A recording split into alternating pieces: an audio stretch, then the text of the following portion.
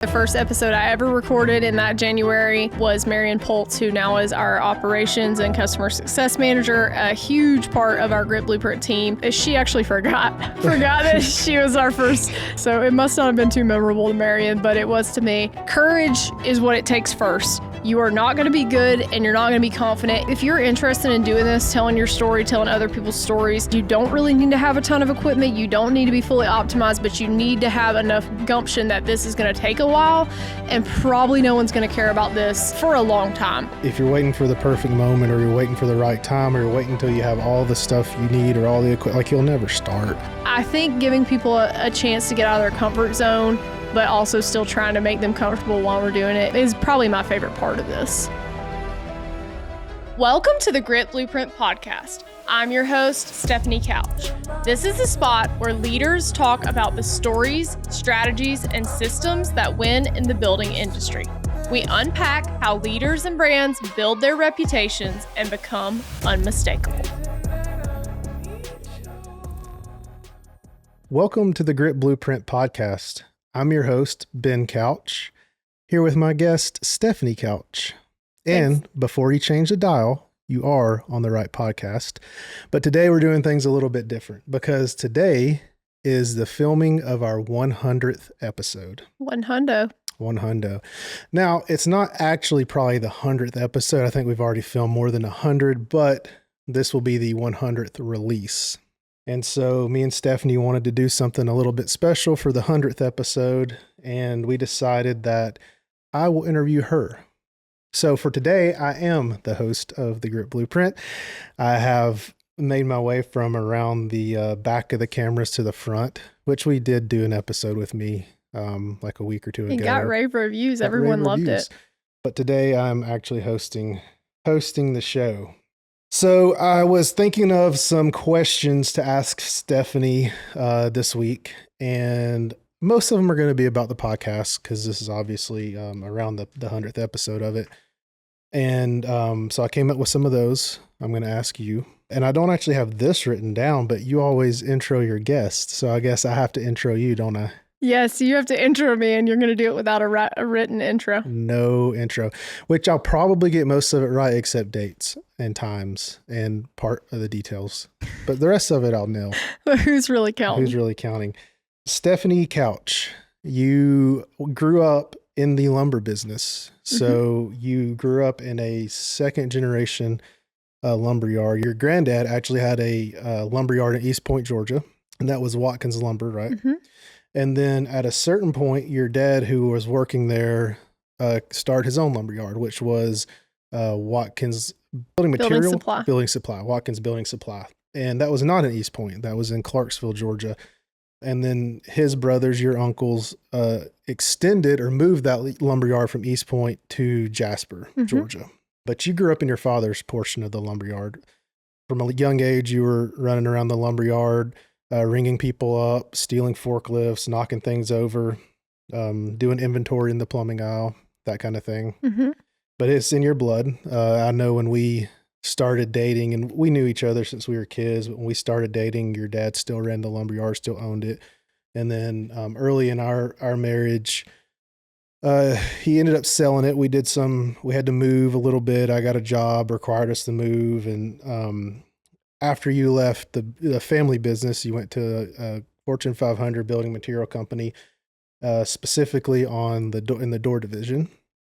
And you started out there in sales, selling doors, and eventually you kind of expanded beyond just sales into marketing and really growth and greenfielding locations for the door side. And I remember we'd moved to Dallas, Texas, and one of the years before you actually left that company, you had traveled like 280 days that year. Yeah, I think it was like 221 days, 221 nights in a hotel in 2021 by August.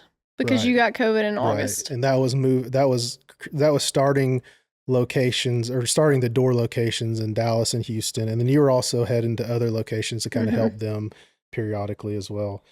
So you worked for that company. 10 years. 10 years. And then you eventually decided to make a change. You went to another company in Florida. Large dealer in Florida. And quickly realized that wasn't the right place for you. And we had already been discussing starting our own business. We'd already kind of taken some small steps forward with that. When we moved, I had left my job. I'd gotten back into law enforcement for the second time and left that because moving to Florida, like I had a bunch to do. Like we had to move. I was, I'll call it remodeling a bathroom. It was more like destroying a bathroom. I was doing that. We can talk about that. I wouldn't want to, though, probably. It didn't turn out well. It turned out fine. We sold the house and no one said anything about it. It looked good. I won't say great, but it looked good. It was acceptable. Anyway, so I left my job and we moved down to Florida. And not long after that, the company decided you were not aligned. So you parted ways with that company. And we decided at that point to go ahead and start our business, launch our business.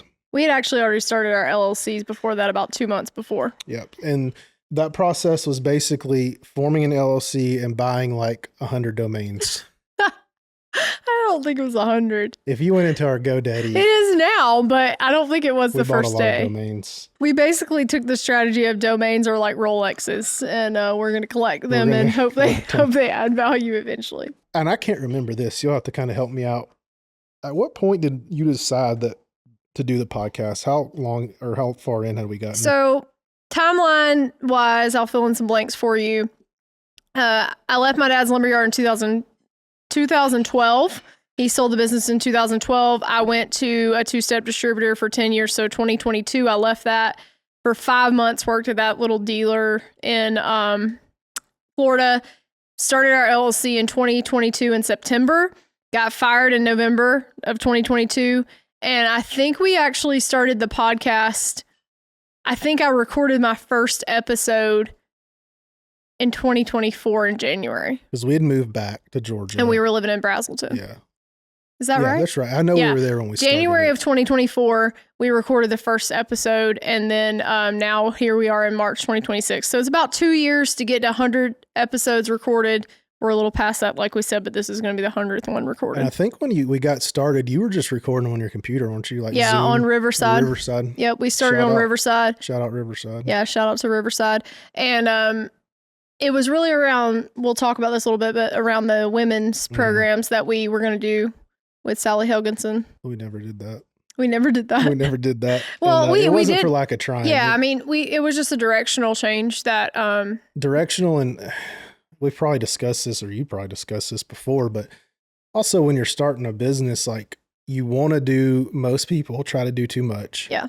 We're no different. And it's just, that is balanced by the time you have and the revenue you have. Yeah. Both things you have to take into account. And not to say we won't still do that one day, but right now we had to focus our energy and efforts on other things. Yeah, I mean, I've sort of had a little bit of a change of heart about that, which we can talk about for a few different reasons. Well, I would love to, but the first thing I want to talk about is you mentioned shooting your first episode, and one of the first episode we shot, it was not the first one we aired, but the first one we shot was extra special besides just being the first one, wasn't it? Yeah. So actually the first episode I ever recorded in that January was Marion Poltz, who now is our operations and customer success manager, a huge part of our Grit Blueprint team. I had met her at an event back in that November beforehand. Her and I had done some stuff conversating about actually an event where she was working that I ended up doing a little speaking event virtually for women. And so she was our first guest, which is really cool. That is cool. Good job on the intro, by the way. Thank you. Killed it. You didn't introduce Heidi Pearl, though. She's upset. Come here, Heidi Pearl. Got her tomato in her mouth. So our number one employee, no, sorry to everyone who are humans, but I think they'll agree. So here she is. Come here, Heidi Pearl. Come over here. Introduce yourself. She is the number one sidekick. She is our chief happiness officer, chief snack officer. She also does Paw Patrol very seriously. And she's been in a lot of pre-staging. She actually really loves sitting in these pink chairs. She really actually likes the podcasting whole experience. I mean, she'll sit by the mic. So we were shooting some behind the scenes footage yesterday. Yeah. And I pulled her up another chair and she was up here. We were kind of vibing, listening to yeah, but she prefers the pink chairs just like her mother. But yeah, Heidi Pearl, goodest girl. Heidi, sit. Sit. Oh, yes, Okay. Well, that perfect. was a lay, Very but we'll good. take That it. was perfect. That's acceptable. Okay. Picking back up. So one thing I wanted to talk about is you took an interesting approach to the podcast. Mm-hmm. And I remember when we were discussing doing it, you researched podcasting and you were like, there is a number of episodes that most podcasts do not hit. And I think it was like 20 or 30, wasn't it? Yeah. So I think the statistic was the average podcast never gets past 10 episodes. 10, yeah. And then if you got past 20 episodes, you were top 1% in the world. And I really hate failing and I really hate quitting things. And I knew this podcasting is something I from the research I did, unlike a lot of things where you could go viral or, which hasn't happened to us a lot. It takes time to do anything really that's worth doing. But podcasting especially takes time. Like you might talk into the dark. I had heard some of our people that we listen to every day say like, I hit 400 episodes before anybody gave a care at all. But podcasting was one of those things that I knew was going to take extra time, and I really felt like it would be a good way for me to not only highlight other people that I thought were worth highlighting and needed some shine, they were just kind of invisible or maybe hadn't told their story, but also hopefully share some of our expertise and then show what we were doing. I thought it would turn into like a YouTube thing first and then podcast second, which I think is still the way. Mm-hmm. But yeah, we started with video podcasting from day one on Riverside. It was all virtual at the time. You had found that stat that was like 10 episodes, and this was, a few years ago, so it may not be accurate anymore, but you basically said if getting past 10 is a hurdle for most podcasts, before we launch episode 1, we're going to record 10 podcasts. Yeah, I decided it was 20 because I wanted to be top 1% in the world. I'm very competitive. I'm currently competing with my Grammarly to be top 1% in the world of Grammarly users, which for those of you who don't know what that is, it literally means nothing to anyone because it's just correct grammar in your typing on any app you use on your phone or your... But it's not that your grammar is correct. It's that you use Grammarly. It ranks a lot of stuff. It's how I speak. It's my communication. It's the words I use, how many times I have to get corrected. So no, it is about me winning. Sorry, I didn't mean to throw shade there. Wow, this podcast took a turn very quickly. But yeah, I wanted to win that statistic over so we could be top 1% in the world, which meant absolutely nothing to anyone but me. But I think that's the thing is like, I don't really care. I'm only competing against me. So, but it turns out that actually was helpful because we shot 20 episodes. Mm-hmm. We started editing those, which we'll talk about that. But it gave us a buffer. So it's like, okay, we shot these 20, we're getting them edited. We can start putting them out. And in the meantime, we'll start shooting more. And it kind of helped give us a buffer as we were getting started because podcasting, I don't know, may seem easy, but it's not. And one of the biggest struggles with it is editing. Yeah, I mean, I think it was good and it was bad. So what was good about it is that we started it and we didn't quit. I think if we hadn't have recorded so many, then what happened after with the editing probably would have been like, why are we doing this? And we aren't going to do it anymore. But the idea around the starting of the podcast was that I was going to highlight, I started with 20 women. Mm-hmm. The first 20 interviews I did were women. And I kind of had a theme around the questions of like how women rise because I was partnering with Sally Helgenson, amazing best-selling author who I've actually spent a little time with. She's a really wonderful human being. And I wanted to highlight the things that women did that they were struggling with from that book, and then also highlight their stories. So the first 20 episodes were around that. Now, obviously, what it's shifted to is broadened out a lot and more around what we're doing at Grit Blueprint. That was just a beginners of like, this is something I could talk about. It's important to me. And I think I could do 20 episodes. And I also knew 20 amazing women that agreed to do an interview. So that was easy to grab people that I knew would want to support, honestly, just support me, but hopefully it enlightened and lifted their name a little bit too. So that's where it started. So the first 20 episodes, like they were good, but I sucked. I didn't know what I was doing. I didn't know the balance of like talking about myself versus talking about them. I asked the same questions because of that kind of programming I was trying to do. Like, I asked a lot of the same questions. So I feel like even though their stories were unique, the way I positioned it probably didn't make it very interesting because it was the same thing over and over. But like, you got to start somewhere. I mean, yeah, well, and that was one of the downsides of doing that. And what we learned is there's so much you don't know in podcasting and getting started. Just in general in business. General.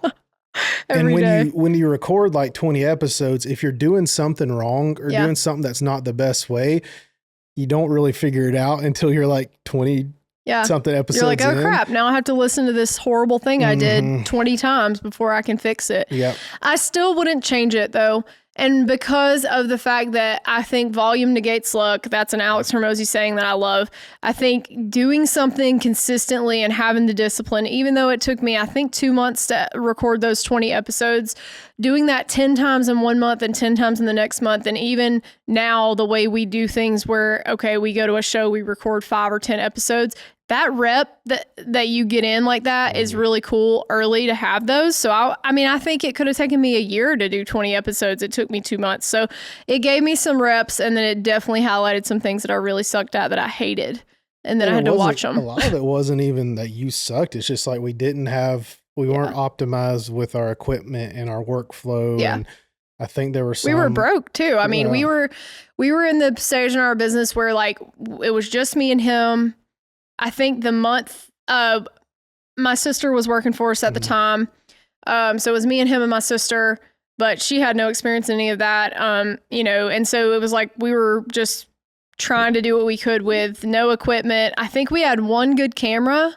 Maybe. Yeah, we did. We had one good camera.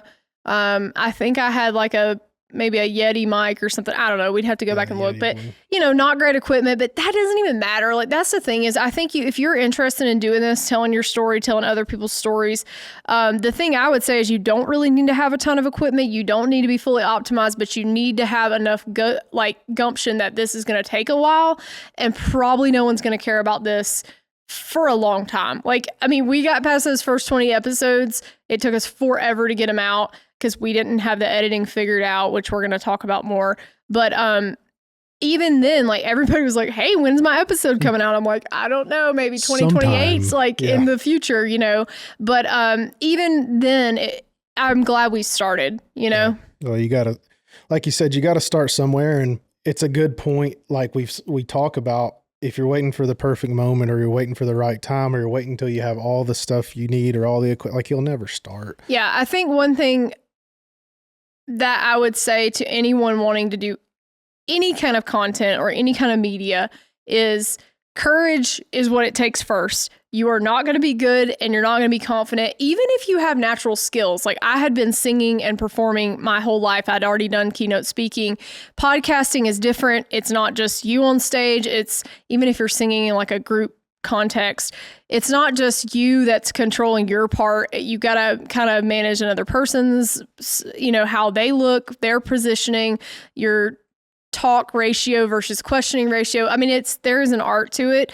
I still haven't perfected it. I think I have a lot more that I can gain on, but I feel like also having people who have a really interesting story helps. Yeah. But sometimes you don't know them as well as other times. When you know someone really well, it's easy to riff off each other. Like with me and you, I mean, we got 20 something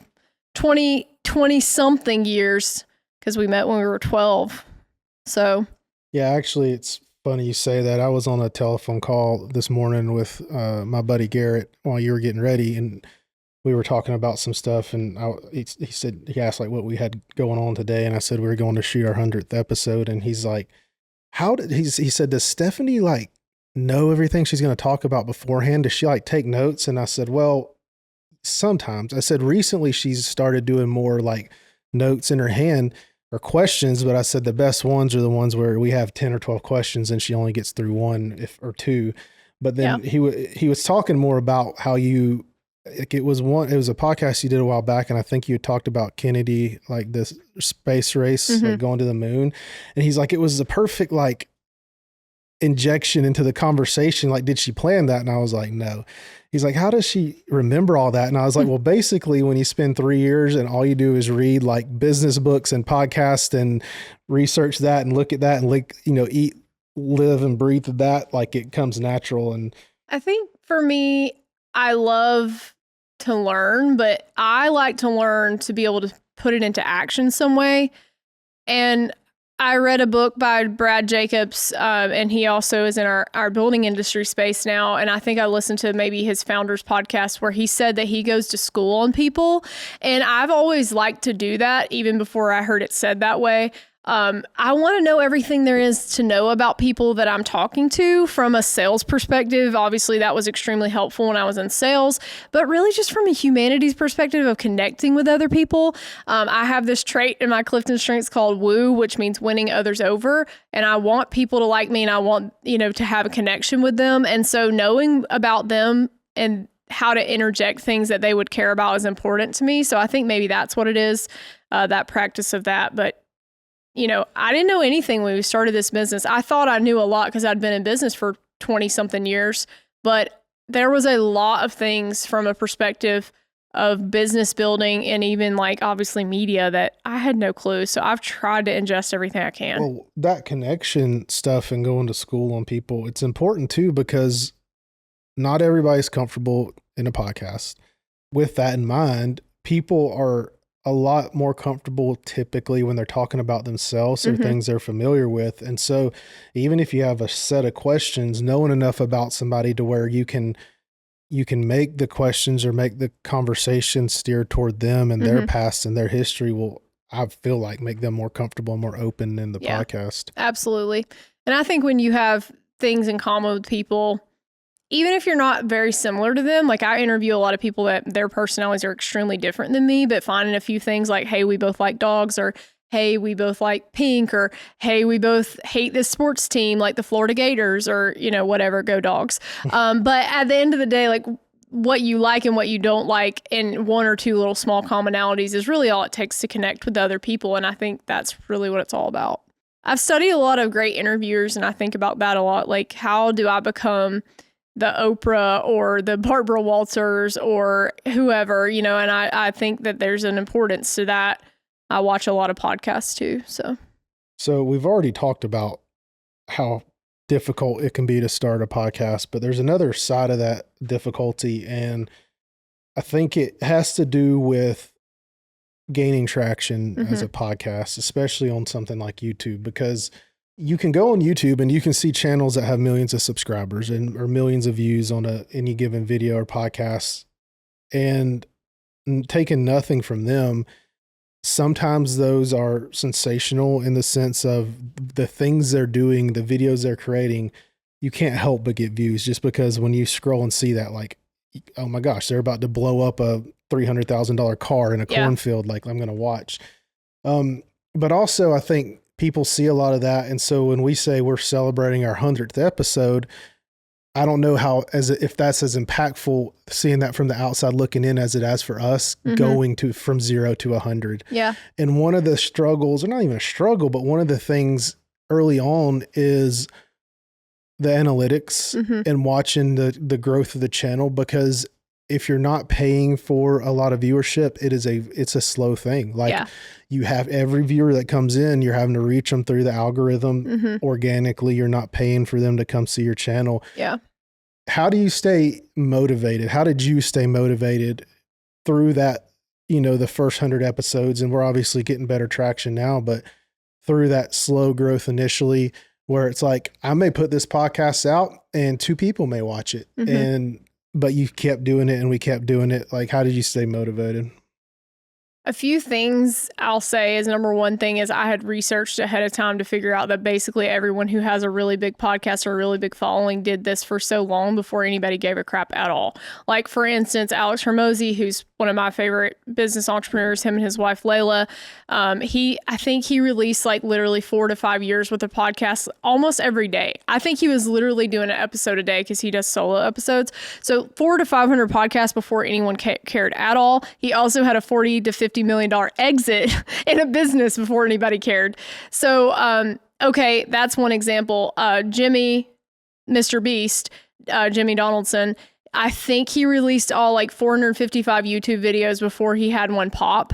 He literally started when he was 12 years old or something.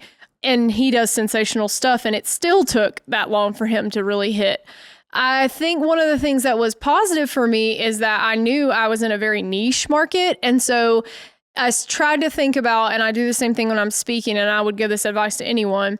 If you go to an event and there's 20 people standing there, or there's 50 people standing there, if you're in a really niche market, especially in a high-end type selling, maybe your services are expensive, you don't need to win over 1 million people. Like if 1 million people said yes to what we're doing right now, I mean, I would probably try my best to figure it out, but I couldn't service 1 million people doing the model we're doing right now.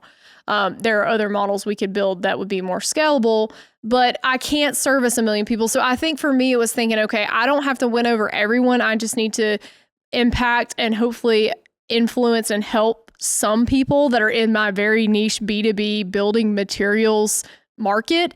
And if it's 100 people that listen, 300 people that listen, if I would go and do that on stage and be okay with 100 people being there, which I do pretty openly, pretty regularly, then I'd be okay with only 100 people listening to this episode, or even only 10 people listening. That's a good point, because when we were at the Do It Best show in Denver a couple weeks ago, and I think your first room had like 200-ish people. Yeah, there's about 200 chairs in there. So when you like look at it, when you're in a room full of 200 people, you're like, man, that's a lot of people. Yeah. Now, when you look at it through the lens of YouTube, that doesn't feel the same to me. But when you see 200 people in a room, you're like, that is a lot of people. Yeah, you got to think about what you're selling, and not that necessarily the podcast is about selling per se, but everything in life is sales. What are you selling and who are you selling it to? Mm-hmm. And so if I'm trying to sell to people in the building materials industry that are either manufacturers, distributors, or dealers, and my service is, 5 figures a month or 4 figures a month, whatever we're doing, websites, things like that, everybody in the world is not going to be able to buy my service. I don't want to sell people that aren't in my industry necessarily, because I feel like we're best at helping people in our niche. I feel like we're world class at that. I don't want to do every type of service. I only want to do certain things. And as we grow, I believe that will actually narrow down, because what we want to do is going to be more niche and more narrow, so we can get better at those things. So how many people do I need to sell for this to be a hallmark home run for year 1, year 2, year 3?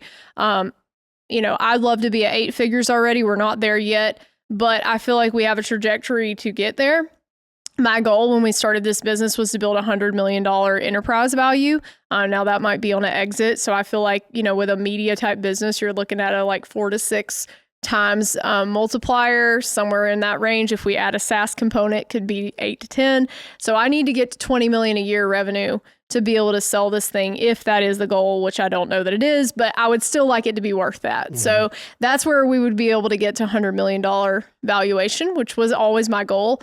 You don't do that overnight. No. When I was at the other place that I worked, we got from we were around $4 million a location with that one location with doors, and we got to around 200 million in 10 years. And they had pretty much unlimited capital and a huge, huge team. And it still took us 10 years to get to 200 million with that business. And it was a product-based business. And so I knew how long it would take. I knew how hard my dad worked and where he was at when he exited.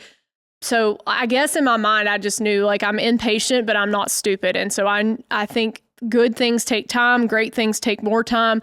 World-class, unmistakable things take so much more than you'd ever be willing to give most of the time, and take way longer than you want it to. Yeah. Well, and you see that throughout the business, and even with some of our clients, you try to explain how things take time, especially if you're doing it organically mm-hmm. and you're doing it the right way. You're not going to get to the top of the list on week 2. If you're starting from scratch or nearly from scratch, you have to build this thing mm-hmm. day after day after day. I believe on the organic side of building things, though, you're building such a good foundation. I think it lasts a lot longer. I know, we do some ad stuff. That's not our bread and butter, but I've seen so many horror stories of pay to play stuff with people, with companies where they cut that off or they change an algorithm, and your whole business structure basically goes flat because you invested it all in somebody else's platform doing ads. Yeah. Whereas organically creating traffic and interest and brand, I feel like that's more resilient in the long run. and it's not as reliant on people's algorithms or companies' algorithms or platforms. Yeah. I think one of the things that's always funny is you realize like stuff's starting to really work when people start recognizing you. Obviously, I wear a pink hat everywhere I go pretty much. And I look, different than a lot of people in our industry. So that does catch attention, but it's still taking me like 4 years of doing that as openly and outwardly as I can in as many places as will let me. And I still feel like there's so many people that have no idea who we are, what we do, how we can help them, if we even can help them. And so there's still so much more to do. I mean, that's my takeaway is like, okay, we're almost 4 years in.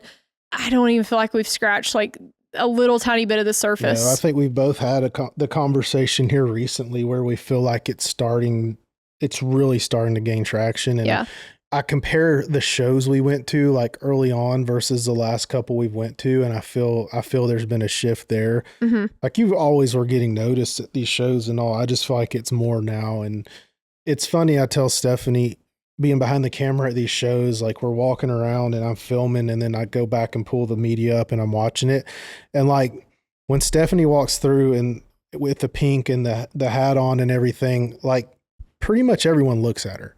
And it just depends on the person. You can kind of see what they're thinking, but like there's no denying like everyone is paying attention to you when you're in the show because you're so different. And you're not the same look going down the convention center as everyone else. And we've turned that into like, how can we help our customers do the same thing? Right. Because unfortunately, everyone in our industry kind of, I mean, this is a generalization, but they kind of look the same. They sound the same. They market the same. They go out and do everything the same, even the products. Like you may have a small competitive differentiator and maybe it's super important to you, but how obvious is that to your market, to the people that are buying your products? And so figuring out how to help them become unmistakable, and then really how do we help highlight other leaders and companies in our space that are doing great things, but just kind of invisible. And unfortunately, they've been on word of mouth marketing for 100 years, and the next 100 years, that's not going to work. Just like radio was what happened and then TV took over and then now it's been social media, all of that shifts in time, and like the sands of time are changing in our industry, how people buy and how they find you. And even, it's men and women, but the amount of women that come up to you at these shows and they're like, I love your dress, or I love what you're doing, and what we've discovered recently, and this is a good point for like the YouTube stuff, like our viewership has been going up, and like we've had, what was it this last month, like 60,000 or something impressions or views on a video. So it's like all going up. But the amount of people that come up to us at shows and they're like, I saw your podcast about XYZ, or I listen or I watch your podcast all the time. It's like, wow, like and you don't know this person. Like it's not a person that you know, and they're out there like ingesting the content, watching the content, getting something from it. Yeah, I think knowing that LinkedIn has worked for the last 3 years, like I have, a pretty good group on LinkedIn that are engaged. They see stuff. The podcast was like a secondary platform, the YouTube. And I think if you're going to choose like for B2B in our space, LinkedIn is definitely my number one choice. That's where people are. And then YouTube, secondly, because a few reasons. It indexes on AI. YouTube indexes on, search for Google because Google owns YouTube. And then thirdly, it just stays out there. Like with LinkedIn, it's hard to find old posts. I mean, they do index now on AI, but I don't think it's near as good as Google with YouTube. But that's why I think shooting these long forms and then posting them on LinkedIn and kind of using it omni-channel is big. But yeah, I mean, knowing that LinkedIn was working helped me stay to the course. I would just say pick a platform or two and go all in on those, because you just can't, especially as a small business, as one person, you can't manage everything all at once. It's too much. Even with a team, it's still really hard to own that many platforms unless you have a team like Alex or Gary V, or, somebody that has $1 million content team a year, which I hope we have one day. Yeah. But it's still hard to manage that if you don't have a real team saying, hey, your YouTube, your Instagram, your TikTok, But even with like YouTube, like how many nights are we sitting there and we're flipping through like some of the streaming platforms and like, there's nothing on, and we go over to YouTube and start watching something. Like YouTube has become, or is becoming, the go-to destination for people when they're finding stuff to watch a lot of times. And so being on there, like you're basically given an opportunity to create your own TV show. entertainment station, not even a show, like an entire station. Yeah, and it's pretty cool. A lot of them outperform major networks now. So yeah, I think people want something real. Yep. I don't think people want something that seems like it's been produced by some Hollywood producer and it took 17 years and $100 million to make. They want something that seems like they could have been there because it's real life, especially in the construction industry. And that's part of the conversation we've been having around AI. Like, we're an AI first company, or we use AI a lot in our company. We teach others how to use it. We encourage people to use it, but we've been discussing how that AI is going to affect people going forward, and how we think part of it is going to be people wanting real content and wanting content that they know is real, that isn't AI, that isn't generated by AI. And so I think it's going to make in-person events and in-person like dinners and conversations and stuff like that even more important. And I think behind the scenes stuff, or behind the scenes stuff in conjunction with the main product you're putting out, is going to be important. It's like we tell people, use AI for the things in your business that you can use it for, that are, it's a tool. It's like, don't hammer with a rock if you have a hammer, but like at the same time, not everything needs to be hit with a hammer. So like, understand that with AI. And I think it is going to push people toward consumption of real, or content that feels real and genuine. Yeah. Do you want to tell people about the time when I beat you in a nail driving contest when we were 12? And that's why you hate me and why you don't want to tell the world? This already. No, you don't want to talk about it? Okay. Next question. Sorry. I don't want to derail the interview. You opened the door for it. We went to church together. It was like a fall festival. There was a nail driving contest. I had not driven that many nails in my life at that point. I was probably like, 10, 11, something like 12, that. 12, I think. Stephanie, who grew up in a lumberyard, obviously had far more experience in that realm, and she beat me. Did I have a lot of experience driving nails? No. The answer is no. Well, I don't know. What I had experience in was beating boys at games at the church. And I guess I liked it because we got married. You didn't like it. And in fact, when I told you I wanted to kiss about a week later, you said, "Get away from me, you're bossy." So you were holding a pretty good grudge there, buddy. That wasn't a grudge. I just calls them how I sees them. All right. Well, obviously you got over that. Next question. And don't forget who is hosting this podcast, please. All right. Aye, Captain. So I won't make you choose a favorite guest. We've had a lot of guests and I know they're all your favorite, but I would ask, do you have any, like a few of your favorite moments? It could be guests, but I was thinking more moments or whatever in the last 100 episodes. Well, I would say interviewing Marion and her ending up on the team and being such a big part of it is pretty good. Hard to believe that was our first episode. She actually forgot that she was our first. She's like, I forgot I was on your podcast. So it must not have been too memorable to Marion, but it was to me. I interviewed, actually this one's recent. I really love doing the shows where we're like at an event and we interview a bunch of people. It's just really lively. It's fun. Last week I interviewed Nick Tallarico, the president of Do It Best, and talked him into, at the end, doing a duet with me in September at the next show. So I'm pretty excited about that. Just moments of really connecting with people on stuff that's unplanned. I think that's the funnest part for me.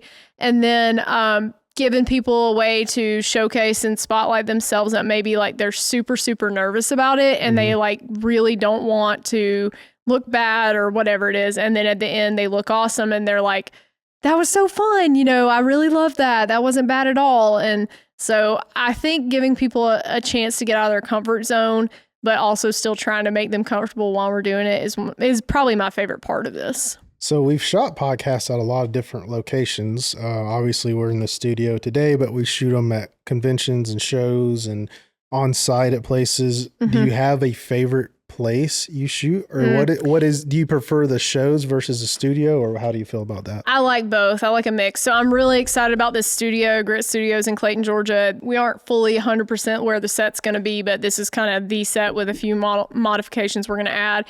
I'm real pumped about this because it'll make it easier. It'll make it, more memorable. But I do really enjoy the on-site stuff, and I think that's one of the best. One fun place I got to film last year was Nation's Best invited me to come out to a really amazing ranch called Rough Creek Ranch in Texas, in a little town called Glen Rose, Texas, in the middle of nowhere. I love Texas. Texas is my favorite place to go, like out, into a different environment that I've lived. So we went to Glen Rose, Texas, and filmed at this ranch that had 9,000 acres or something crazy.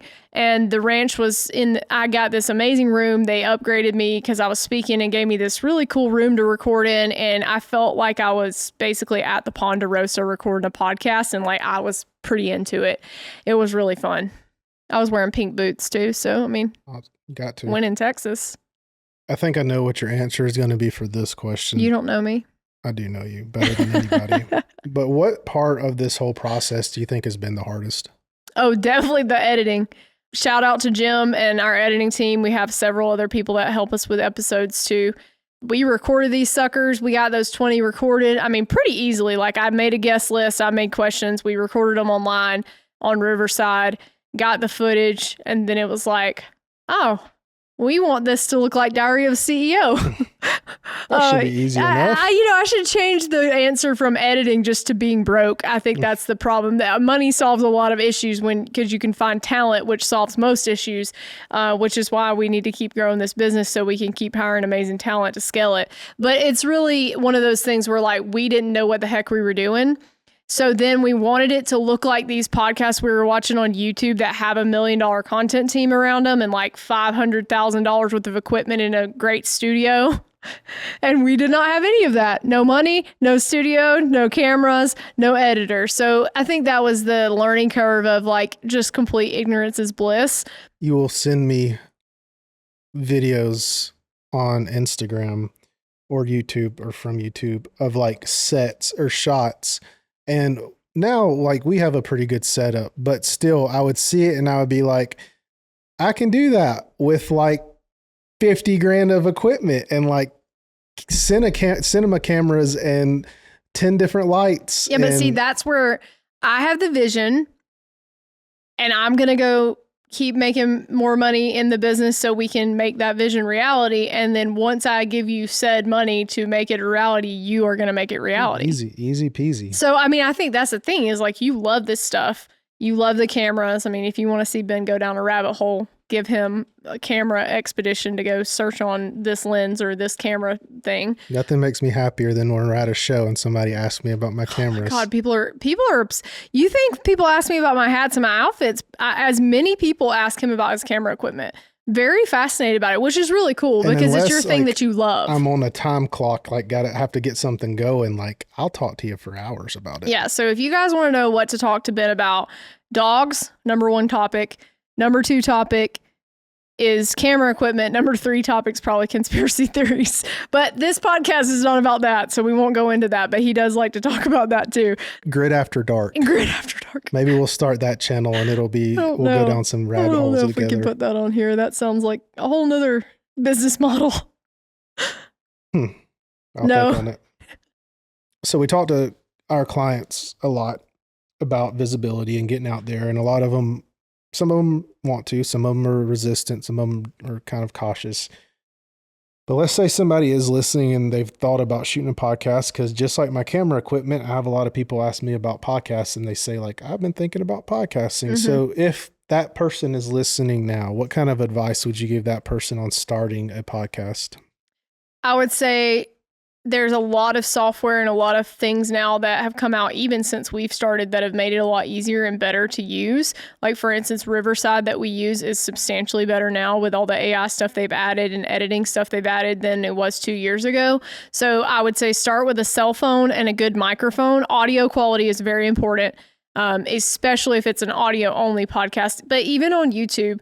But I would go ahead and say do video and audio because you got a cell phone. Got to. So video is important. You can use it for clips and just have an outline of what you want to talk about and just start talking, knowing that no one is going to care for a long time probably. And so like your mom will listen. My mom didn't even listen. I don't even know if my mom still listens, but I think she does now. But my mom didn't listen for a long time.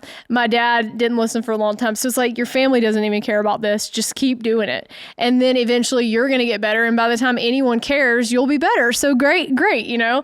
But I would say the tools have gotten easier to make it startable and not so impossible. Yeah. And I second the audio thing. Like I listen to a lot of podcasts and audio books. it would be easy for us to fill our show with Zoom calls of like inviting guests on Zoom. And we have done that, and we plan on probably doing that some more. Yeah. But the quality difference is dramatic. Yeah. And it's more about the fact that most people just don't have the right camera or really the right audio setup at their place. Because you can do it on Riverside as long as they have a good mic. Yeah. That's the issue, is when you're using it, you know, you're in an office, there's echo, there's background noise, and then you've got just your phone or your cell phone, your speaker on your Mac or your Dell computer that's picking up.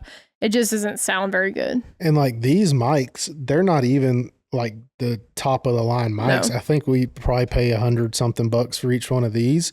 And I think these are more than that, but I don't know. I don't think so. I mean, they're not crazy, maybe 200. They're not insane, but what I'm saying is they're not Joe Rogan's mics. Like he's using, I think, a different model. We just got to keep going, and we can get. But what Joe I'm saying Rogan's is like mics. the quality is really good though. Like it does. You don't have to invest thousands and thousands of dollars. I mean, I think I could probably get somebody minus the camera, like $1,000. You could have a really good mic set up, a mixer.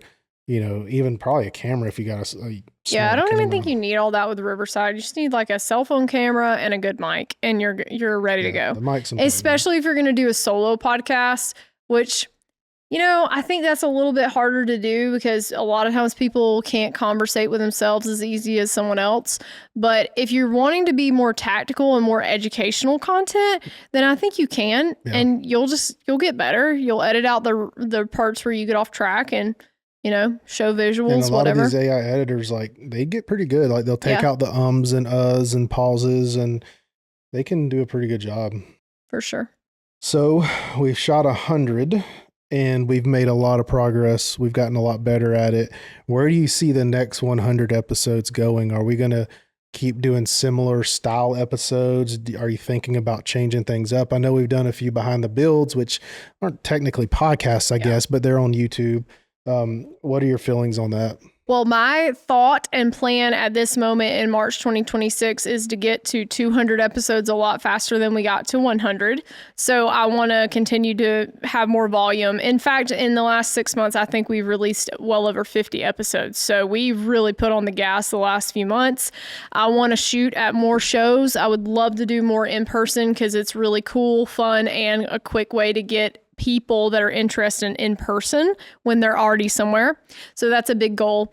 I want to do more episodes with you because I really love doing this. I think you're very great. People enjoy hearing your candor and our, back and forth as a married couple that's also trying to build a business empire together. And then I would love to be more tactical in certain episodes of, hey, this is talking about, like Jason Blair and I recorded one at Do It Best last week that was around sales or sales support, like how you're either in sales or you're in sales support. And we talked a little bit about certain things around that with him running his $250 million or $225 million business, Tao Holdings. So that's the type of stuff I want to do more of because I think it really helps people. And then more storytelling, obviously. But if you can listen to an episode and say, hey, there's this one thing in my business that I've been trying to solve.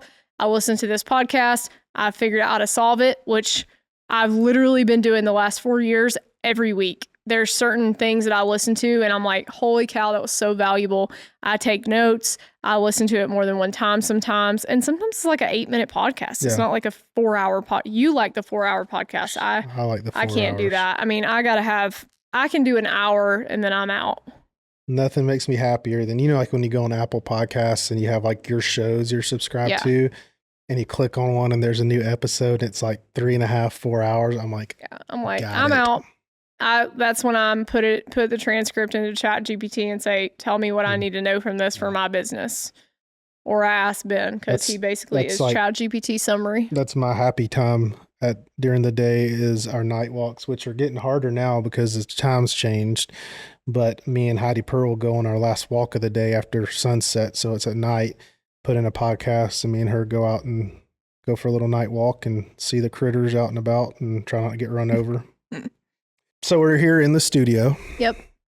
And you may have seen our other podcast was actually here too. It looks a little bit different today, but we're made a lot of progress since January when we got in here, but we have more in store. So for the viewers that are just looking at the setup right now, tell them what to expect that is going to be different, or what we're going to do different, or what we have to come here, knowing that we may change what we think as we build. Well, we're in Grit Studios right now on the stage area. So we have a stage that was already here. This was actually a music venue because there's a music store next door, which is really cool because I'm also musical. And I was like, this is my spot when I walked in.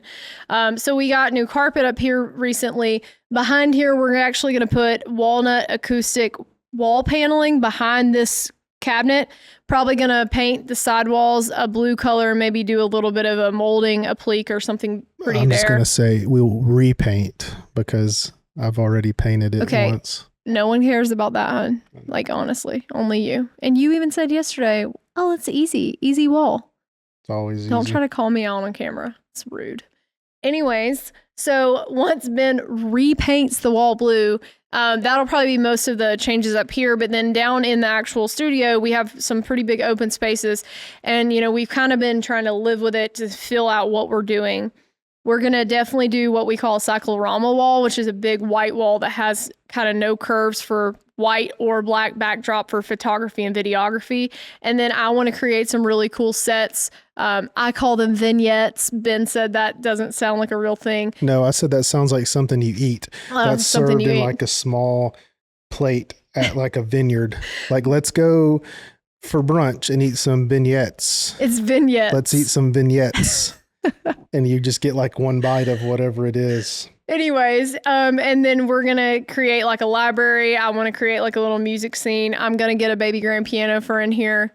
Allegedly. We have Grit Garage coming in the kitchen area. Someone told me last week at the Do It Best show that they were going to give me some hot pink custom cabinets for the Grit studio.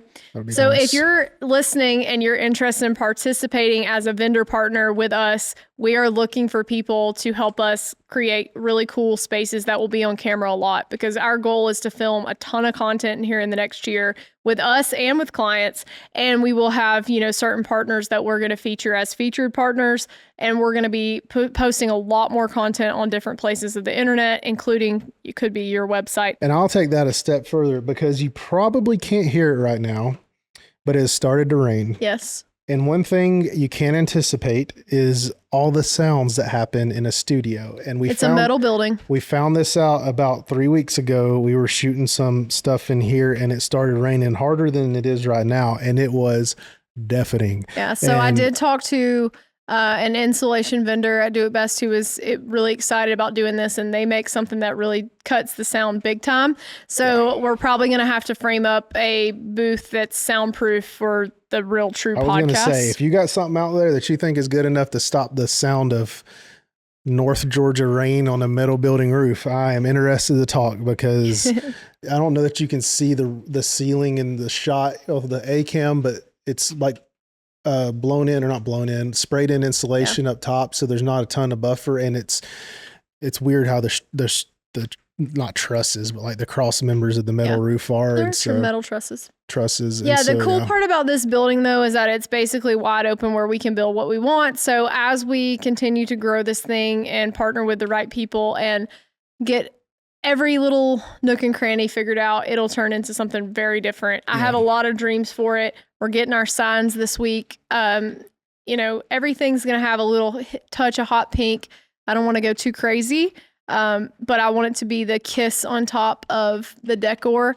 I'm obviously into glam Hollywood Regency style, so it's kind of a modern Hollywood Regency in here, which is completely not construction industry at all, which I love. And as much as I love this stage, like I think, like you said, we're eventually out in the bigger area going to have to just build. This is going to be my music stage. We're going to have to build a podcast booth. Like that's the only way we're going to be able to sound insulate it well. Because we do have a major road here down the hill from us, and you can hear cars and sirens. A Jake brake goes by and we have to pause. Yeah, air brakes. But you know what? I just think about it's like we got a space to record. We've got all this amazing equipment. Look how far we've come in the 2 years that we've been doing this. And I know in 2 more years, it's going to be a whole different ballgame in the most baller way. Baller. Well, you mentioned a few of these so far, but we've consumed a lot of podcasts and books and things. If somebody likes your show, What are some of the podcasts that you like that kind of influenced you or helped you along in your journey? I love Diary of a CEO with Stephen Bartlett. One of my favorites for sure. He interviews different experts in a lot of subjects, so that's cool. I've listened to that one a lot. I like Alex Hormozzi's podcast, The Game. I also like his wife's podcast called Build. Her name's Layla. I love Modern Wisdom by Chris Williamson. I've listened to that one a lot. Our first thumbnail design was kind of a little bit of a riff on his thumbnail for YouTube. Gary Vee, I like. He doesn't do like a podcast per se. He does a bunch of little shows. I love the Founders podcast. That's probably my favorite one with David Sinra. Sometimes when I listen to it, I feel like I understand these people he's talking about so much. Mm-hmm. Their obsession, their weirdness, their just flat out determination and grit, and just the failures they've endured. Most of the time it's biographies or autobiographies of people that are dead. Sometimes they're still alive, but great founders, basically. And I really resonate with that and hope one day that there's an episode of me on Founders podcast. And I mean, hopefully not by him, because that'll mean I'm dead quicker than... He does have a living Founders podcast now. So he started that. Maybe that's a goal. What about you? What podcast do you love? I like Jocko's podcast. Oh yeah, I forgot about Jocko. I like Sean Ryan's. I like Chris's. Those are probably the main ones. I like Rogan still. Rogan's too long for me. I mean, there's some great people he interviews, but I have to take like only the parts that I'm interested in. I go through, a lot of mine depend on just kind of how I feel. Like I go through stages where sometimes I'll listen to Jocko more and then I won't listen for like 2 months. I like Cody Sanchez's podcast, Big Deal, too. She interviews some good people, and hers is more recent. But that shows you what can happen when you already have fame and money and a great platform. Like, yeah, you can launch a platform and a podcast and do a lot with it. Mm-hmm. But I mean, it's a great podcast. She does a lot of cool stuff, but like she launched and just pretty much skyrocketed right to the top of the entrepreneur charts. Yeah. We're like, we're just trying to get 4 downloads the first year. Well, we're getting there. And, it's fun to look at the analytics every week. And yeah, I feel like over the course of the 100 episodes, they've trended up consistently. Sometimes it's flatter than others, but you see big spikes and you see the subscribers go up. And if you do listen to this podcast and you haven't subscribed yet, like, please, it would be nice. Like it helps we'd love a subscribe and a like and a follow. Yeah, it helps big time. And we need all the love we can get. Please subscribe to our podcast. I'm bad about that too. Like I'll watch something on YouTube and forget to like it and then go back the next week and like it because I was like, I watched 2 hours of it. Like obviously I liked it. So I'm just as guilty about that, but we would appreciate it. And of course share it. Like if you like it, and whether you're in the building industry or not, if you like it and you think somebody else would enjoy it, send them an episode, preferably one with me in it, because I'm trying to get my ratings up really high. Well, the other thing is we're interested in what you want to hear about. So if there's a certain episode topic or something that you're interested in. The funniest part about this, not the funniest part, but a funny part about this is we had an episode that, or maybe it was a short that got a bunch of comments.